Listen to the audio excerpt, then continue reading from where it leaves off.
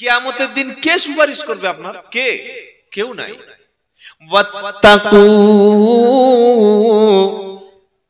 ইয়াউমাল লা তাজজি নাফসুন আন নাফসিন শাইয়্যা ওয়ালা ইকবালু মিনহা শাফাআতু ওয়ালা ইউখাযু মিনহা আদলু ওয়ালা হুম ইউনসারুন। হে কেশপুরের মুসলমান, আজকে রাত্রে যদি পুলিশ আমার গ্রেফতার করে, কালকের আমার কিছু ভক্ত আছে থানায় যাবে, যাবে না? যাবে। কেউ না যায়, আমার বাপ যাবে, মা যাবে, আমার ভাই যাবে, আমার স্ত্রী যাবে, পার্টি আমি যে পার্টিকে সাপোর্ট করি সেই পার্টি যাবে, কেউ না কেউ আমার পক্ষে জামিন করানোর জন্য কোর্ট পর্যন্ত দৌড়ঝাঁপ করবে। আমার আল্লাহ বলছে পারা নাম্বার 1 পৃষ্ঠা নাম্বার 8 আয়াত নাম্বার 48 লাইন নাম্বার 14 সূরা নাম বাকারা, যদি কিয়ামতের দিন একবার যদি তুমি জাহান্নামে ধরা পড়ে যাও, একবার যদি আমল শূন্য হয়ে আল্লাহর সামনে দাঁড়িয়ে যাও, একবার যদি তোমার জিন্দেগিটা বিফলে চলে যায়, ওয়াত্তাকু ইয়াউমাল লা তাজজি নাফসুন আন নাফসিন শাইয়্যা, সেদিনকে ভয় করো যেদিন কেউ কারোর কোনো উপকার করতে পারবে না। কোন নেতা মন্ত্রীর ফোনে আখেরাতে কাজ হবে না, কোন প্রেসিডেন্ট সেদিন ক্ষমতা দেখাতে পারবে না, কোন মন্ত্রী সেদিন হুমড়ি চমড়ি দেখাতে পারবে না, লোক লস্কর দলবল মনোবল বুকের বল এসব বল দিয়ে সেদিন কোনো কাজ হবে না। ওয়ালা ইকবালু, আসল শব্দটা শোনো, ওয়ালা ইকবালু মিনহা শাফাআ, সেদিন কারোর সুপারিশ গ্রহণ হবে না। ওয়ালা ইউখাযু মিনহা আদলু, সেদিন যদি কেউ কোনো বিনিময় দিতে চায় 50,000 টাকায় জামিন, কিংবা এই জিনিসটার বদলে তুমি আমার ভাইকে ছেড়ে দাও, সেদিন কোনো বিনিময় গ্রহণ করা হবে না। ওয়ালা হুম ইনসারুন, সেদিন সাহায্যকারী বলতে কেউ থাকবে না। পারা নাম্বার 7 পৃষ্ঠা নাম্বার 15 লাইন নাম্বার 8 আয়াত নাম্বার 70 সূরার নাম আনআম, লাইসা লাহা মিন দুনিল্লাহি মিন ওয়ালিয়্যিন ওয়ালা শাফি ওয়া ইন তাআদিল কুল্লা আদলিল্লাহ ইউখাদু মিনহা। আমার আল্লাহ পাক বলছে কিয়ামতের দিন আল্লাহ ছাড়া কিয়ামতের দিন কোনো অভিভাবক নাই, কোনো সুপারিশকারী সেদিন তোমার কেউ খুঁজে পাবে না, আর কেউ তোমার পক্ষে এসে কথা বলবে না। ইয়াউমা ইয়াতি লা তাকাল্লামু নাফসুন ইল্লা বিইদনিহি ফামিন শাকিউন ওয়া সাঈদ। 12 নম্বর পারা 12 নম্বর পৃষ্ঠা 10 নম্বর লাইনের 105 নম্বর আয়াত সূরার নাম হুদ। আমার আল্লাহ বলছে ইয়াউমা ইয়াতি লা তাকাল্লামু নাফসুন ইল্লা বিইদনিহি, সেই বিপদের দিন, সেদিনের কথা স্মরণ করো, কেউ কারোর পক্ষে কথা বলবে না, আমার আল্লাহর হুকুম ছাড়া, অনুমতি ছাড়া একটা শব্দ সেদিন উচ্চারণ, জোরে বলেন, লা ইয়ামলিকুনা শাফাআতা ইল্লা মান আদিনা লাহুর রহমানু, লা ইয়ামলিকুনা শাফাআতা ইল্লা মান আদিনা লাহুর রহমানু ওয়ারাদিয়া লাহু কওলা। সূরা মারিয়ামের 87 নম্বর আয়াতে আমার আল্লাহ পাক শুনিয়ে দিচ্ছে সেদিন কারোর সুপারিশ আমি আল্লাহ গ্রহণ করব না, কারোর কথা আমি সেদিন শুনতে চাইব না, আমি আল্লাহ যার কথার উপরে সন্তুষ্ট হব, শুধু তার কথাটা মেনে নেব। পারা নাম্বার 16 সূরার নাম তাহা একদম 109 নম্বর আয়াতে আমার আল্লাহ বলছে ইয়াউমা ইদিল লা তানফাউশ শাফাআতু ইল্লা মান আদিনা লাহুর রহমানু ওয়া রাদিয়া লাহু কাওলা, সেদিন কোনো ব্যক্তির সুপারিশ কোনো উপকারে আসবে না, শুধু যার উপরে আমি আল্লাহ রাজি থাকব আর যার কথাটা আমি শুনতে চাইব তার সুপারিশ নেব, অন্য কারো সুপারিশ নেব না। ও আনদিরহুম ইয়াউমাল আজিফাতি ইদিল কুলুবুল আদাল হানাজিরি কাদিমিন মালিন যালিমিনা মিন শাফিঈ ওয়ালা ইউতাব। 24 নম্বর পারা 18 নম্বর পৃষ্ঠা 3 নম্বর লাইনের 19 নম্বর আয়াত, সূরার নাম মুমিন। আমার আল্লাহ পাক শোনাচ্ছে কিয়ামতের কঠিন পরিস্থিতিটা দেখে কলিজা বার হয়ে জিভ গলার কাছে চলে আসবে। আসল বন্ধু সেদিন সব নকল হয়ে যাবে, বন্ধু সেদিন শত্রু হয়ে যাবে, উপকারী বন্ধু হিসাবে সুপারিশকারী বন্ধু হিসাবে কেউ সেদিন পাশে থাকবে না। ওয়াইয়াউমা ইয়াকুমুর রূহু ওয়াল মালাইকাতু সাফা লা ইয়াতাকাল্লামুনা ইল্লা মান আদিনা লাহুর রহমানু ওয়া ক্বালা সাওয়াবা। 30 পারা সূরা নাবার একদম শেষ আয়াতের আগের দুটো আয়াত আগে আর আল্লাহ বলছেন সেদিন সমস্ত ফেরেশতা জিবরাইল সহ সবাই লাইন দিয়ে দাঁড়িয়ে থাকবে, আপনার পক্ষে কেউ একটা কথা বলবে না। আর যদি কেউ আল্লাহর সামনে কথা বলে সেদিন মেপে মেপে কথা বলবে, বুঝে কথা বলবে, আল্লাহর হুকুমে কথা বলবে, ন্যায় সংযত কথা বলবে, অন্যায় কথা বলবে না। সেদিন কেউ যখন পাশে থাকবে না, আজকের কোরআনকে ভালোবেসে মাদ্রাসা ওয়ালাদের সঙ্গে জুড়ে ছিল যারা, কোরআনকে সিনার সঙ্গে তুলে নিয়েছিল যারা, কোরআন সেদিন আপনার পক্ষে কথা বলবে। জোরে বলো সুবহানাল্লাহ। খালি রাত্রে বেলা একটা সূরা তেলাওয়াত করতে করতে ঘুমাবেন, ওই সূরার নাম হলো সূরা মুলক। যতক্ষণ পর্যন্ত আপনার কবরের আযাব বন্ধ হবে না, এই সূরা কিন্তু কিয়ামতের নয় বরং কবরে ফেরেশতাদের সঙ্গে ঝগড়া করবে, তর্ক করবে, আর্গুমেন্ট করবে। শান্তির ঘুম আপনার কবরে না আসা পর্যন্ত সূরা মুলক আপনারও ছেড়ে যাবে না। এ বাবাজিরা, আল্লাহ আল্লাহ ভাইরা, নতুন জামাই এসে প্রথমে মসজিদে 2 রাকাত নামাজ পড়ার দরকার। সকলে বলছে তোমার মেয়ে কোথায় বিয়ে হয়েছে? তো বললে কোথায় আর হবে, ওই বকুলতলার দিকে হয়েছে, ক্ষীরপাই। ক্ষীরপাই জানেন আপনারা? কি করে ছেলে? আমার ছেলে একটা প্রাইমারি স্কুলের ক্লার্ক, খুব ভালো। তো নতুন জামাই এসে এসার নামাজ তো পড়লো না।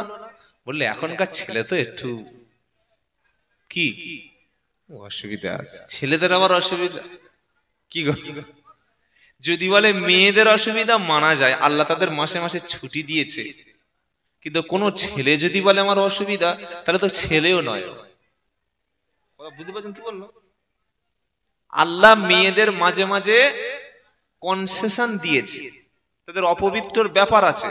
কোরআন ছোঁয়া, কোরআন তেলাওয়াত করা, নামাজ পড়া, স্বামীর সঙ্গে একসঙ্গে রাত্রি যাপন করা, অথবা রোজা করা, তওয়াফ করা, এই কাজ থেকে আল্লাহ তাদের বিরত রেখেছে। কিন্তু একটা বেটা ছেলে যদি বলে যে আমার নামাজ, আমার একটু সমস্যা আছে, তাহলে বুঝতে হবে এই মালটা বেটা ছেলেই নয়। কি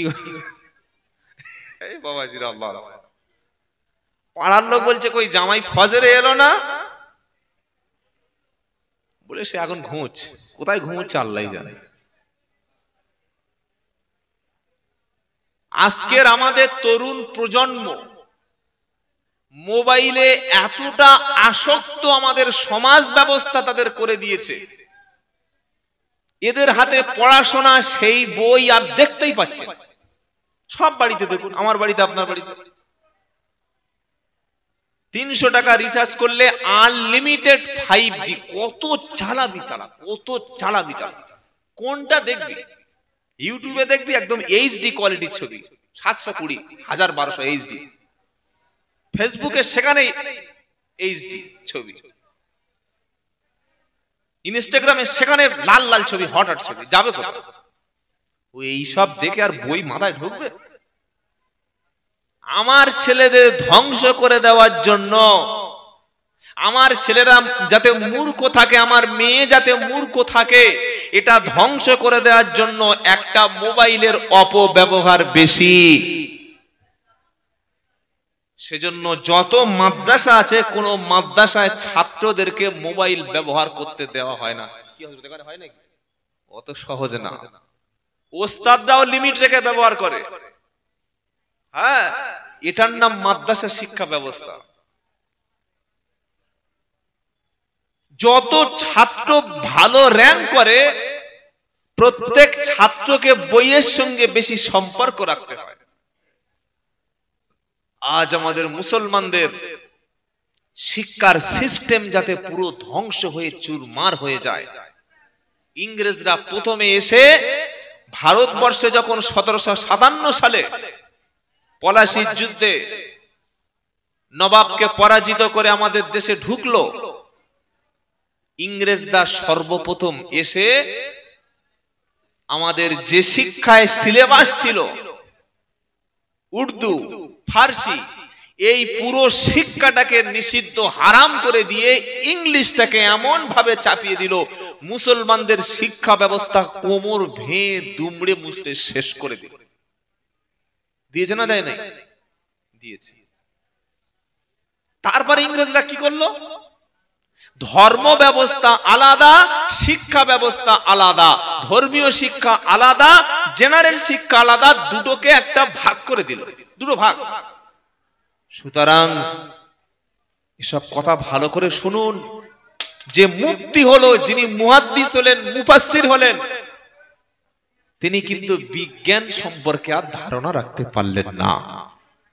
আবার আমার যে ছেলেটা এইচএস পাস করলো, বিএ পাস করলো, এমএ পাস করলো, এমএসসি পাস করলো, পড়লো, সে ধর্মের শিক্ষা থেকে পুরোপুরি বঞ্চিত হয়ে গেল, পুরো বঞ্চিত হয়ে গেল। এবং মাদ্রাসা শিক্ষা ব্যবস্থাকে বর্তমান পঙ্গু বানানোর জন্য পশ্চিম বাংলায় প্রায় 640টার উপরে সরকারি সিনিয়র মাদ্রাসা রয়েছে, সরকারি মাদ্রাসা। আপনি অবাক হবেন, ওখানে নামমাত্র কিছু তাফসির, মিশকাতুল মাসাবিয়ার তাফসিরে জালালাইন নামমাত্র কিছু পড়ানো হয়, সিলেবাস শেষ। মানে সরকারি একজন মাওলানা হয়ে আসছে, মানে তিনি ভালো করে কুরআন এবং হাদিসের শিক্ষাটা লাভ করতে পারছে না। এই ধ্বংসটা কেন করলো? মুসলমান জাতি যাতে কোমর তুলে না দাঁড়াতে পারে, মাথা তুলে কোনো জায়গায় দাঁড়াতে না পারে। কিন্তু আপনাদের পকেটের টাকা, জমির ধান, জমির গম, সারাদিন পরিশ্রম করে যে টাকাটা দিয়ে আপনি এই মাদ্রাসায় দিয়ে গেছেন, এখান থেকে যেটা বার হবে সেটা হচ্ছে নবীর ওয়ারেস। জোরে বলুন না সুবহানাল্লাহ। এরা আপনাকে আর কিছু দিতে পারুক আর না পারুক, আপনাকে প্রথম যে শিক্ষাটা দেবে সেটা হচ্ছে আমার আল্লাহকে চিনিয়ে দেবে। জোরে বলুন সুবহানাল্লাহ। তবে এখন বর্তমানে দারুল উলুম থেকে শুরু করে বড় বড় শিক্ষা প্রতিষ্ঠানগুলো ইংলিশ শিক্ষা, কম্পিউটার শিক্ষা প্রত্যেকটা মাদ্রাসা এখন জরুরি করে দিয়েছে। কেন? একটা ছাত্র আলেম হওয়ার সাথে সাথে তাকে যেন সমাজের সঙ্গে মিশে সে চলতে পারে। এবার একটু আলোচনা করি, চলুন, যে ইসলামের শিক্ষার ব্যাপারে কি বলা আছে। আল্লাহ কি শুধু বলছে দাঁড়িয়ে রাখো, টুপি পরো, নামাজ পড়ো, কুরবানি করো, নাকি শিক্ষার ব্যাপারে কিছু কথা আল্লাহ বলেছে? কুল হাল ইয়াস্তাবিল্লাযীনা ইয়ালামুনা ওয়াল্লাযীনা লা ইয়ালামুন। কথাকার জোরে বলেন। আল্লাহর নাম নিলে যদি লজ্জা লাগে বলার দরকার নাই, বা আল্লাহর সঙ্গে যদি সম্পর্ক নষ্ট হয় তাহলে বলার দরকার নাই। যে কথাটা বললাম কার? আমার আল্লাহর। আল্লাহ বলছেন কুল, বলো, হাল ইয়াস্তাবিল্লাযীনা ইয়ালামুনা ওয়াল্লাযীনা লা ইয়ালামুন। আমার আল্লাহ বললেন তুমি বলো, যারা শেখে আর যারা শেখে না, যারা জানে আর যারা জানে না, যারা লেটারেট আর যারা ইললেটারেট, যারা এডুকেটেড যারা আনএডুকেটেড, যারা শিক্ষিত আর যারা অশিক্ষিত, যারা মূর্খ এবং যারা জ্ঞানী, তারা কখনো কি এক হতে পারে? কি গো, শিক্ষার দাম আছে। চাকরি পাইনি তো কি আছে, শিক্ষার দাম আছে। চাকরি পেল না বলে তার কোয়ালিটি আপনি কোয়ালিফাই করবেন না, জাস্টিফাই করবেন না। সে শিক্ষিত, এডুকেটেড, জ্ঞান আছে। আল্লাহ বলছেন যে জানে আর যে জানে না সে সমান না। হোটেলে খেতে গেছে দুপুর বেলা, হোটেলে খেয়ে বলছে আমাকে মটন দাও, মটনটা দিল, বললে জবাই করা, বললে না, বলে আমি খাবো না, বার হয়ে চলে আসছে। হোটেলের মালিক বলছে কেন খাবে না, কেন খাবে না? না আমি মুসলমান, আমার মুখে দাড়ি আছে। কি গো, আমি পীর সাহেবের মুরিদ, আমি জামাত থেকে 4 মাস লাগিয়ে এসেছি, আমি আজমিরে যাই, আমার বাপ হাজি, আমার আব্বা মসজিদের সেক্রেটারি, আর আমি ওই মানে ঝাটকা মাল, ঝাটকা বোঝেন না, কাটা কাটা কাটা মুরগি খাবো, কাটা চিকেন খাবো। হোটেলের মালিক বলছে শালা মোল্লারা তোরা এই কারণেই এত অধঃপতনে চলে গেছে, তোরা এই কারণে ধ্বংস। তো বলছে তুই শালা বলিস আর বোনাই বলিস, বল আমি খাবো না, খাবো না, হারাম হারাম। ভালো করে শুনে রাখুন, আল্লাহ হারাম করেছেন মানে নিশ্চয়ই তার পিছনে কোনো সায়েন্টিফিক কজ আছে, নিশ্চয়ই এটা মানবতার জন্য অকল্যাণ। যতগুলো হারাম আছে আমি চ্যালেঞ্জ করে আব্দুল্লাহ জুবায়ের বলছি, একটা হারাম বলুন যে এই হারাম জিনিস, হারাম বস্তু, হারাম অর্থ, হারাম সম্পত্তি, হারাম সম্পর্ক, আর তার মধ্যে মানবতার জন্য কোনো লাভ আছে। আপনি দাঁড়িয়ে বলুন যে হ্যাঁ লাভ আছে। মদের মধ্যে কি লাভ আছে, সুদের মধ্যে কি লাভ আছে, জুয়ার মধ্যে কি লাভ আছে, রক্ত হারাম কি লাভ আছে? যত হারাম মানে ক্ষতিকারক। হোটেলের মালিক বলল জবাই করে তোরা খাস, আর আমরা এক পোঁচে মেরে দি। তোরা তো পুঁচিয়ে পুঁচিয়ে কষ্ট দিয়ে পশু জবাই করিস, কষ্ট হয়, আর আমরা ধট করে ধরে ফচ করে আলাদা করি, এতে পশুর কোনো কষ্ট হয় না। তোরা মোল্লারা মূর্খের জাত, তোরা বেশি পশুকে কষ্ট দিস। এ বলছে হ্যাঁ হ্যাঁ তুই ঠিক আছে, থাকতো বাবা, খাবো না, তুই যা। এটা বললে কিন্তু তার ভুল ধারণা যাবে না। স্কুলে গান্ধী জয়ন্তী হচ্ছে, হাই স্কুলে গান্ধী জয়ন্তী, মহাত্মা গান্ধীর জন্মদিন। ক্লাসের হেড স্যার, এই হাই স্কুলের হেড স্যার, উনি একজন ব্রাহ্মণ, আবার একজন খুব শিক্ষিত। একটা মুসলিম ছেলে ছিল, সে ক্লাস 10-এই পড়ে, মাধ্যমিক দেবে। সে বলল স্যার আমি ভেজ খাবো, সবজি খাবো, কিন্তু ওই গান্ধী জয়ন্তীতে যে মুরগিটা জবাই হচ্ছে না, ওইটা খাবো না। বললে কেন হয়? আমার কথা বুঝতে পারছেন বাবা, বুঝতে পারছেন তো? বললেন আমি মুসলমান, আমি গান্ধী জয়ন্তীতে এসেছি, সবজি খাবো, শাক খাবো, কিন্তু এই যে আপনারা আমাদের স্কুলে যেটা পুঁচিয়ে পুঁচিয়ে না কেটে খ্যাচ করে কেটে, মানে 12টা বেজে গেল, ওরে সর্বনাশ, টাইম তো ঘোড়ার মতো ছুটছে। 12টা পর্যন্ত শেষ করে দেবো, আমাকে বলে দিয়েছে আমি আর 1 মিনিট বলবো না, কারণ আমি আবার কাল সকালে আমার ফ্লাইট রয়েছে, কালকে ত্রিপুরায় যেতে হবে। এটা শুনে অন্তত চলে যান। তো স্যার বলছে খাবি না কেন, কারণটা কি? তখন ছাত্র বলছে কারণ আছে। বললে বল। কোরআনে 4 জায়গায় আল্লাহ বলছেন, পারা নাম্বার 2, সূরার নাম বাকারা, আয়াত নাম্বার 173, সূরার নাম আনআম, আয়াত নাম্বার 146, সূরার নাম মাইদা, আয়াত নাম্বার 3, সূরার নাম নাহাল, আয়াত নাম্বার 115। এই 4 জায়গায় আল্লাহ কি বলছেন শুনবেন, বলুন। হুররিমাত আলাইকুমুল মাইতাতা ওয়াত-তামা ওয়া লাহমাল খিনজিরি ওয়া মা উহিল্লা বিহি লিগাইরিল্লাহ। এটা সূরা বাকারা 173 নম্বর আয়াত। তো আরো 3 জায়গায় অন্যভাবে আল্লাহ বলেছে, কিন্তু আল্লাহর উদ্দেশ্য বা শব্দ বোঝানোর ইঙ্গিতটা এক। তোমাদের জন্য হারাম করা হয়েছে মৃত বস্তু, রক্ত, শূকরের মাংস, আল্লাহ ছাড়া অন্য কোনো কারণ নামে উৎসর্গ কিছু হারাম।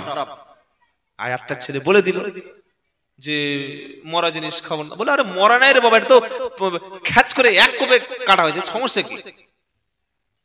নবীর হাদিস বলছে, আল্লাহ পাক নবীকে বললেন, নবী তুমি যখন কোনো পশু খাবে, যখন আল্লাহর সৃষ্টি কিছু জিনিস হালাল খাবে, তুমি বিসমিল্লাহি আল্লাহু আকবার বলে জবাই করে খাও। জবাই দোয়া কি বাবা? বিসমিল্লাহি, এটা বলে আপনি জবাই করতে পারেন। ব্রাহ্মণের শিক্ষক বলল, ঠিক আছে সব বুঝলাম, কিন্তু তোমরা তো পুঁচিয়ে পুঁচিয়ে কষ্ট দাও, আমি তো ঝাটকা মেরে কেটে দিলাম, দোষের কোথায়? ছাত্রটা দেখছে যে একে ওই ভাষায় বোঝাতে হবে যে ভাষায় বোঝে। কি গো, রাখালকে যদি রাখালের সামনে যদি তাফসীর করানো তো শুনবে না, ওকে চাবুক পাছায় মারলেও ঠিক মাল বুঝতে পারে যাবে। বুঝতে পারছেন না? পারছেন? হ্যাঁ। ছাত্র বলছে, স্যার পশুর শরীরে এই একদম এখানে গলার পিছনে রগ দুটো মোটা মোটা রগ আছে, ওই রগ দুটো কাটা ফরজ। ভালো করে মনে রাখুন, ওই রগ থেকে ব্রেনের সঙ্গে শরীরের কানেকশন রয়েছে, দুটো কাটতে হয়। তো বললো আচ্ছা। বললো আরেকটা আমরা কাটি, যেটা হচ্ছে খাদ্যনালী আর শ্বাসনালী। শুনছেন আপনারা? খাদ্যনালী, শ্বাসনালী, এটা কাটতে হয়। তো আমরা বিসমিল্লাহ বলে শুধু জবাই করি না, ছুরিটাকে ধার দিই, তরবারিটাকে ধার দিয়ে নি, পশুর সামান্য যাতে কষ্ট না হয়। বলুন সুবহানাল্লাহ। বলে যতই বলে এই যে পোঁচাচ্ছ এতে তো কষ্ট হচ্ছে। তখন ছাত্র বলছে, স্যার যখন বিসমিল্লাহ বলে ধারালো অস্ত্র দিয়ে পশু জবাই করা হয়, যেই বিসমিল্লাহ আল্লাহু আকবার বলে ধারালো ছুরি দিয়ে টানছি, সঙ্গে সঙ্গে চামড়াটা কেটে গেল। আর চামড়া কাটার সময় ব্যথা লাগে, মাংসে ব্যথা লাগে না। বলে আপনি কি বলছেন? আচ্ছা আপনাদের মশা কোনোদিন কামড়েছে? মশা আপনার কোনোদিন সূচ ইনজেকশন নিয়েছেন, শরীরে নিয়েছেন? নেন নাই? দেখবেন সূচ যখন পুশ করে নিডল, তখন একটু প্রথমে ও আরে বাবা কিছু হবে না, এবার ভিতরে চলে যাচ্ছে লাগে। ভালো করে ভেবে বলুন না। চামড়ায় আমাদের স্কিনে রয়েছে সেই রকম অনুভূতি যেটা কষ্টটা চামড়ায় হয়। আর আল্লাহ কোরআনে বলছে আমি চামড়া পড়াবো, গোশের কথা আল্লাহ বলেনি। চামড়ায় মানুষের ব্যথা লাগে, এটা বিজ্ঞান আগে জানতো না। এখন আধুনিক বিজ্ঞান আবিষ্কার করেছে মানুষের মাংসে কোনো প্রতিক্রিয়া হয় না, মানুষের কষ্টটা চামড়ায় হয়। এজন্য মশা কামড়ালে ইনজেকশন পুশ করলে প্রথমে একটু লাগে, তারপর দেখবেন ভিতরে এখন 1 ইঞ্চি কোনো অনুভব হয় না। কেন? মাংসে কোনো সংবেদনশীল না, চামড়ায় তার সংবেদনশীল জায়গা। ছাত্র বলল, স্যার বিসমিল্লাহ আল্লাহু আকবার বলে যখন জবাই করি, চামড়া যখন কেটে গেল, তার আর কষ্টটা হলো না। তো বললে লাফায় কেন? তখন ছাত্র বলছে, শ্বাসনালী যখন কেটে ফেলি আর খাদ্যনালী যখন কেটে ফেলি, গলার দুটো রগ যখন কেটে ফেলি, আমাদের শরীরে রয়েছে, মানুষের শরীরে প্রায় 4.5 লিটার রক্ত। পশুর শরীরে রক্তের পরিমাণটা আরো বেশি রয়েছে, শিরা রয়েছে, ধমনী, এর মধ্যে রক্ত সঞ্চালন হয়, রক্ত যাওয়া আসা করে। ঘাড়ের মোটা মোটা দুটো রগের শিরা যখন কেটে দিলাম, ব্রেন থেকে শরীরটা তখন যোগাযোগ বিচ্ছিন্ন হয়ে গেল। ব্রেনের ওই অংশটা ঘুমিয়ে পড়ে, যে অংশটা শরীরে কষ্ট হলে ব্রেন সাড়া দেয়। মশা কামড়েছে পায়ের কিন্তু ক্ষমতা নাই যে যন্ত্রণা হবে। ব্রেন প্রথমে বলছে তোর পায়ের তলায় মশা বসেছে, হাত সঙ্গে সঙ্গে সিগন্যাল দিয়ে মশাটা কি গো মেরে দিল। কেটেছে হাঁটুর তলায়, পায়ে কেটেছে, ব্রেন ওখানে বলছে কেটেছে পায়ে, অনুভূতিটা হবে। তো গলা যখন কেটে গেল, পশুর শরীরে আর কষ্টের কোনো অনুভূতি, জোরে বলো, হয় না। এজন্য জবাইয়ের সময় পশুর কোনো কষ্ট হয় না, জোরে বলো। বলো ভালো যুক্তি দিলে তো। আচ্ছা, তা আমি যদি এরকম করে না করে খ্যাচ করে মারি তো মোটেই কষ্ট হবে না। ছাত্র বলছে স্যার শুনুন, আপনার যুক্তিটা খারাপ না, কিন্তু আমরা পেঁচিয়ে পেঁচিয়ে পুঁচিয়ে কাটি কেন? তার একটা কারণ আছে। যদি খ্যাচ করে জবাই করে দিই, আমাদের ব্রেনটা সঙ্গে সঙ্গে ডেথ হয়ে যাবে। ডেথ বোঝেন? ডেথ মৃত্যু হয়ে যাবে। ব্রেন যখন মারা যাবে তখন হার্ট অ্যাটাক হবে। কি হবে? হ্যাঁ, হার্ট অ্যাটাক। আর হার্ট যখন অ্যাটাক হবে, মানুষের শরীরে রক্তটাকে সারা শরীরে ছড়িয়ে দেয় কোন যন্ত্র? জোরে বলুন। হার্ট, হৃৎপিণ্ড। এটার কাজ হচ্ছে মিনিটে 72 বার করে রক্ত সম্প্রচারণ, সংকোচন, সম্প্রসারণ, সিস্টোলিং, ডায়াস্টোলিং করা। তো হার্ট যখন অ্যাটাক হয়, রক্ত তখন সংকোচন, সম্প্রসারণ বন্ধ হয়ে যায়। আমরা যদি খ্যাচ করে গলাটা কেটে দিই, ব্রেন তো ডেথ হবে, হার্ট অ্যাটাক হবে, শরীর থেকে একটা রক্ত আর বার হবে না, শুধু গলা থেকে একটু রক্ত বার হবে। হার্ট অ্যাটাক মানে শরীরের মধ্যে মাংসের মধ্যে রক্তটা জমে থাকবে, আর মাংসের মধ্যে রক্ত জমে থাকলে রক্তের মধ্যে রয়েছে ব্যাকটেরিয়া, রক্তের মধ্যে রয়েছে জার্ম, রক্তের মধ্যে রয়েছে জীবাণু। যে প্রাণীটা বিসমিল্লাহ বলে জবাই করা হয়, আমরা দেহ পুরো কেটে দিই না, শ্বাসনালী, খাদ্যনালী কেটে দিই, ঘাড়ের মোটা মোটা রক্তের দুটো রগ কেটে দিই। এর ফলে কি হয়? যত শরীরের রক্ত আছে সব রক্তগুলো আস্তে আস্তে আস্তে আস্তে দেখবেন গলা ছেড়ে দিলে রক্তগুলো সব বার হয়ে যায়।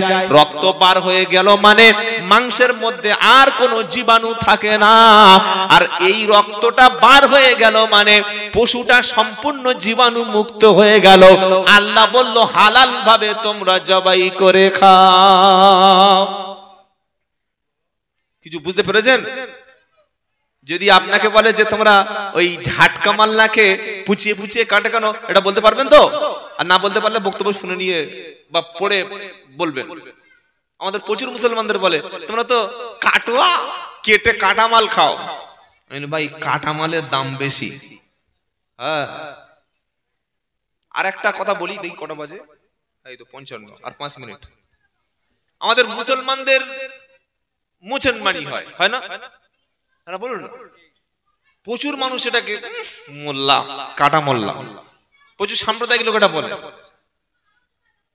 তারা মনে করে যে ভালো একটা শরীর তার কেটে কেটে কেটে আলাদা করে দিল, কারা এরা? আল্লাহ কিন্তু সবচাইতে বড় হাকিম, জ্ঞানী। ইয়াসিনুল কুরআনিল হাকিম। আল্লাহ বলছেন শপথ হে আমার প্রিয় নবী, ওই কুরআনের শপথ যে কুরআন বিজ্ঞানময়। বলুন সুবহানাল্লাহ। লিঙ্গের আগা আমরা কেন কাটি শুনুন। শরীরে কিছু রোগ আছে যে রোগের ওষুধ নাই, syphilis, gonorrhoea, AIDS, HIV virus. এই HIV যদি কারো শরীরে প্রবেশ করে না, এটা থেকে সুস্থ হওয়ার কোনো ওষুধ নাই।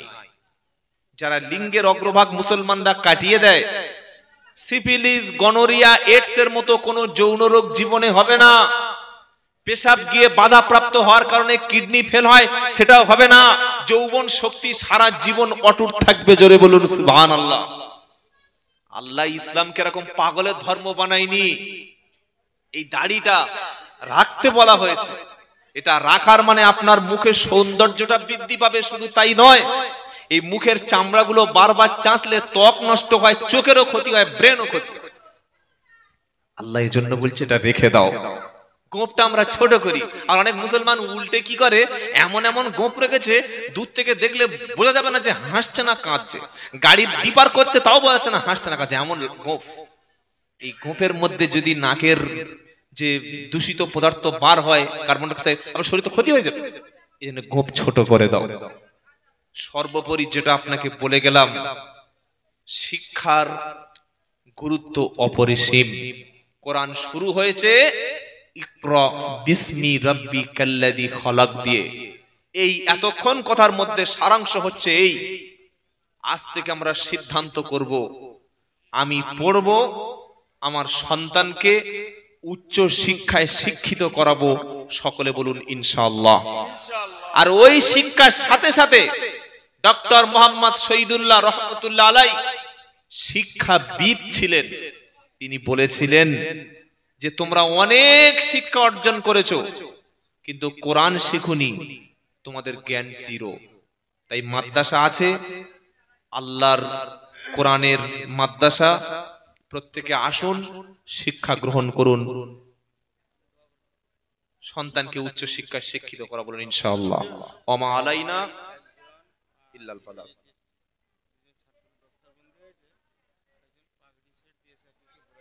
আচ্ছা, ও মানে দুজন ছাত্র যে দস্তরবন্দি হয়েছে ওদের হয়ে গেছে, আরেকজন দিয়েছে আর কি ডবল করে। মাশাআল্লাহ মাশাআল্লাহ, আল্লাহ কবুল করুক, সকলে বলুন আমিন।